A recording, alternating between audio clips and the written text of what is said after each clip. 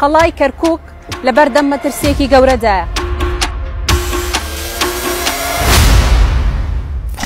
کێن ئەوانەی نەخشەکانی کۆنی قەڵای کەرکووکیان گۆڕی بۆ نەخش و نێگاری عوسمانی، ناوی نەخشەکار و وەستا کوردەکانیان لە قەڵا سڕیەوە.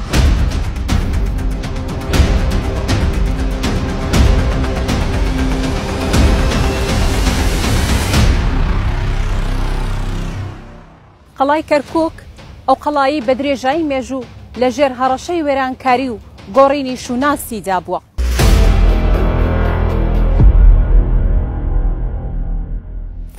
جارێک نادرشای ئەفشار، جارێک درەندەکانی دەوڵەتی عوسمانی، جارێکیش سەددامی دیکتاتۆر، ئێستاش پاشیەکانی تورک. نادرشای ئەفشار گەورە پاشای ئێران لە ساڵی 1742 سوپاکەی لە ئەسفەهانی ئێرانەوە هاتە کەرکووک پەلاماری قەڵایدا، بەڵام تووشی بەرهەڵەستیەکی گەورە بوون لەلایەن کوردەوە. کونکردنی شوراکەی بە تۆپ و مەنجەنێ قوای کرد، خەڵکەکەی ناچار کرد خۆیاندا بەدەستەوە.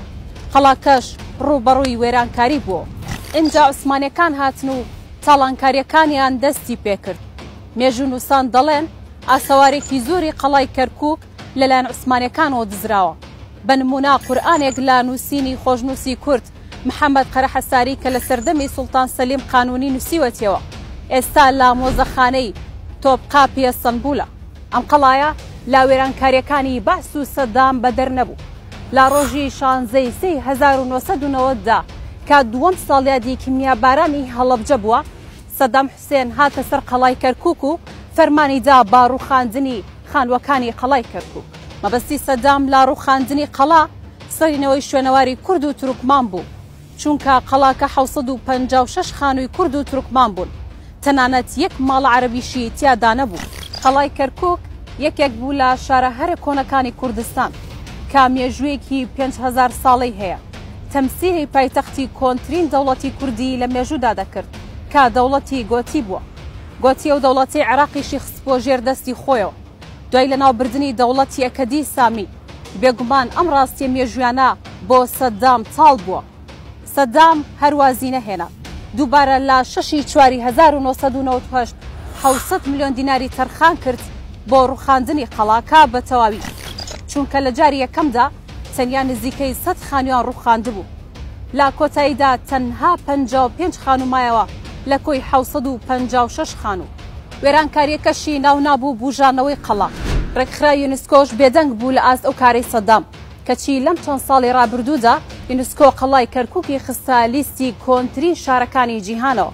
سمکۆ بەهرۆس مێژوونووسی کوردی کەرکووکی دەڵێت هەندێک خانوو لە پێش پرۆسەی ئازادی هەبوو و حکوومەتی بەعسوازی لە ڕووخاندنی هێناوە، بەڵام لە دوای پرۆسەی ئازادی ئەو خانوانە ڕووخاوە. ئەمەش بەڵگەیەکە لەوەی هێشتا دەستێک هەیە کار دەکات بۆ سڕینەوە و لە ناوبردنی شوێنەواری کورد لە قەڵای کەرکووک. ئەو مێژوونووسە دەژڵێت نەخش و نیگاری قەڵا و ناوی نەخشە سازەکانیان گۆڕیوە، دەیانەوێت باڵادەستی هونەری تورکی عوسمانی تیادا زاڵ بکەن. بە جۆرێک زۆر نەخش هەیە نەخشکارەکەی کوردەیان جوولەکەیە ناوەکانیان سڕیوەتەوە، گۆڕیویانە و ناوی تورکمانیان لەسەر نووسیوە. نەخشەکانیان گۆڕیوە وەک نەخشی دەوڵەتی عوسمانیان لێ کردووە، ڕەنگەکانیان گۆڕیوە. کەنیسەیەکی مەسیحی لەسەر قەڵا هەبوو تا پرۆسەی ئازادیش بەشێکی گەورەی مابوو، ئێستا هیچی نەماوە ڕووخاوە، ئەوەش بەنقەس کراوە. ئەمەش بەڕێوەبەرایەتی شوێنەوار لی بەرپرسە. دەشڵێت بەڕێوەبەرایەتی شوێنەوار زۆرینەیان لە نەتەوەی تورکمان و بەشێکی زۆریان شارەزاییان لە بواری شوێنەواردا نییە. لا چەند ڕۆژی ڕابردووشدا وەزیری شوێنەواری عێراق هاتە قەڵا، سەرەڕای بینینی ئەوەی کە قەڵا کراوە بە سەربازگا، بەڵام بێ هەڵوێز بوو. لەبێشدا وتی قەڵا نۆژەن دەکەینەوە، دەبێت ئەم نۆژەنکردنەوەیان چۆن بێت. قەڵای کەرکووک ئاماژەیە بۆ کۆمەڵگەی فرەشارستانیەکان لە کەرکووک بۆ پێی شوێنەوارەکانی کوردی مەسیحی ئیسلامی جوولەکە سلجوقی و تورکمانی لە خۆ دەگرێت، چونکە جگە لە خانوەکانی ئەو قەڵایە مزگەوت و تەکیە و مەدرسەی ئیسلامی و کڵێسای مەسیحیەکان و مەزاری دانیاڵ پێغەمبەری جووەکانی تێدایە.